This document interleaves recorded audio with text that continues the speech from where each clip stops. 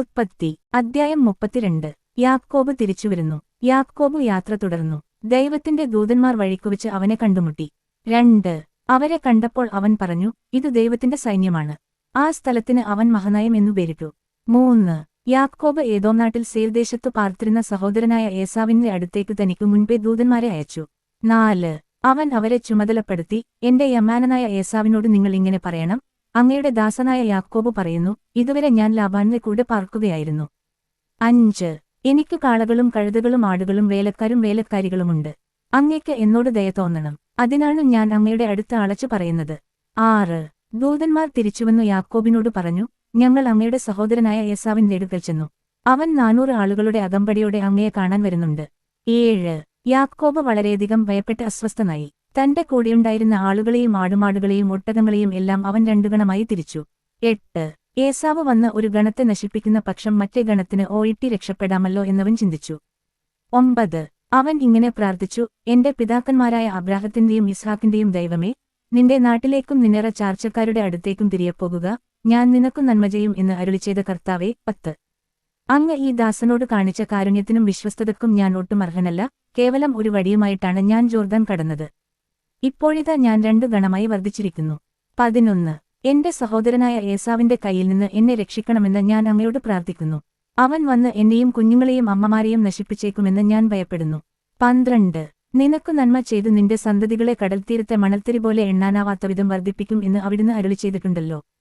13 അന്നു രാത്രി അവൻ അവിടെ താവളമടിച്ചു. തന്റെ പക്കലുള്ളവയിൽ നിന്ന് അവൻ സഹോദരനായ ഏസാവിന് ഒരു സമ്മാനമൊരുക്കി.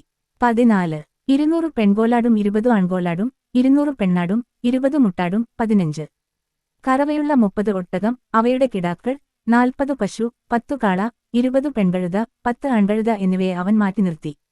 16 ഈ ഓരോ കൂട്ടത്തെയും വേറെ വേറെ തന്റെ ഭൃത്യന്മാരെ ഏൽപ്പിച്ചിട്ട് യാക്കോബ് അവരോട് പറഞ്ഞു, എനിക്ക് മുൻപേ പോവുക.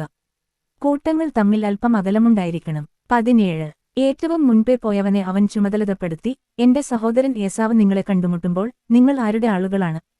നിങ്ങൾ എവിടെ പോകുന്നു? ഇതൊക്കെ ആരുടേതാണ് എന്നു ചോദിക്കും. 18 നിങ്ങൾ ഇപ്രകാരം മറുപടി പറയണം, ഇവ അങ്ങയുടെ ദാസനായ യാക്കോബിന്റേതാണ്. യമാനനായ ഏസാവിനുള്ള ഉപഹാരമാണിത്. അവൻ ഞങ്ങളുടെ പിന്നാലെയുണ്ട്. 19 രണ്ടാമനെയും മൂന്നാമനെയും കൂട്ടങ്ങളെ നടത്തിയിരുന്ന എല്ലാവരെയും അവൻ ഇതുതന്നെ പറഞ്ഞേൽപ്പിച്ചു. 20 ഏസാവിനെ കാണുമ്പോൾ നിങ്ങളെല്ലാവരും ഇതുതന്നെ പറയണം, അങ്ങയുടെ ദാസനായ യാക്കോബ് തൊട്ടുപുറകെയുണ്ട് എന്നും പറയണം.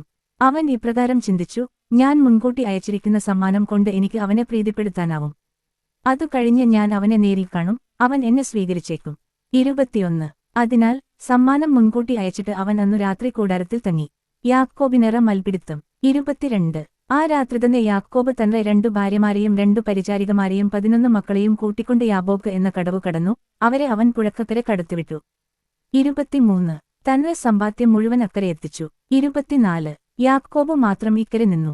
അവിടെ വച്ച് ഒരാൾ നേരം പുലരുന്നതുവരെ അവനുമായി മൽപിടുത്തം നടത്തി. 25 കീഴടക്കാൻ സാധ്യമല്ലെന്നു കണ്ടപ്പോൾ അവൻ യാക്കോബിന്റെ അരക്കെട്ടിൽ തട്ടി. മൽപിടുത്തത്തിനിടയിൽ യാക്കോബിന്റെ തുട അരക്കെട്ടിൽ നിന്നു തെറ്റി. 26 അവൻ പറഞ്ഞു, നേരം പുലരുകയാണ്, ഞാൻ പോകട്ടെ? യാക്കോബ് മറുപടി പറഞ്ഞു, എന്നെ അനുഗ്രഹിച്ചിട്ടല്ലാതെ അങ്ങയെ ഞാൻ വിടുകയില്ല. 27 അവൻ ചോദിച്ചു, നിന്റെ പേരെന്താണ്? യാക്കോബ് അവൻ മറുപടി പറഞ്ഞു. 28 അപ്പോൾ അവൻ പറഞ്ഞു, ഇനിമേൽ നീ യാക്കോബ് എന്നല്ല ഇസ്രായേൽ എന്നു വിളിക്കപ്പെടും. കാരണം ദൈവത്തോടും മനുഷ്യരോടും നീ മല്ലിട്ട് ജയിച്ചിരിക്കുന്നു. 29 യാക്കോബ് അവനോട് പറഞ്ഞു, അങ്ങയുടെ പേര് എന്നോട് പറയണമെന്ന് ഞാൻ അപേക്ഷിക്കുന്നു. എന്തിനാണ് എന്റെ പേരിയുന്നത്? അവൻ ചോദിച്ചു. അവിടെ വച്ച് അവൻ യാക്കോബിനെ അനുഗ്രഹിച്ചു. 30 ദൈവത്തെ ഞാൻ മുഖത്തോടു മുഖം കണ്ടു, എന്നിട്ടും ഞാൻ ജീവനോടെ ഇരിക്കുന്നല്ലോ എന്നു പറഞ്ഞുകൊണ്ട് യാക്കോബ് ആ സ്ഥലത്തിനു പെനുവേൽ എന്നു പേരിട്ടു.